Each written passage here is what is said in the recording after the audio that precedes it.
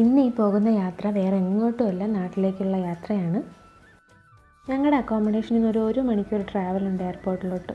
അങ്ങനെ റിയാദിന് bye bye ഒക്കെ പറഞ്ഞ് പിന്നെ ചക്കീസ് അച്ഛനും ഉമ്മയൊക്കെ കൊടുത്ത് ഭയങ്കര സ്നേഹപ്രകടനമൊക്കെ കഴിഞ്ഞ് നമ്മൾ നേരെ എയർപോർട്ടിലേക്ക് പോയി.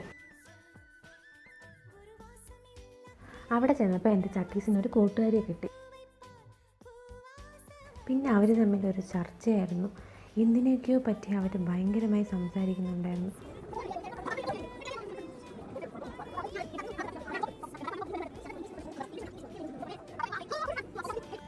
എന്തൊക്കെയോ ആ കൊച്ചിന് പറഞ്ഞ് മനസ്സിലാക്കി കൊടുക്കുന്നുണ്ട്.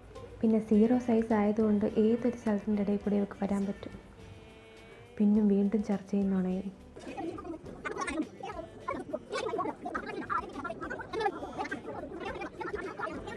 അത് കഴിഞ്ഞ് പിന്നെ നമ്മൾ ഫ്ലൈറ്റിൻ്റെ അകത്തോട്ട് കയറാനായിട്ടുള്ള ടൈമായി.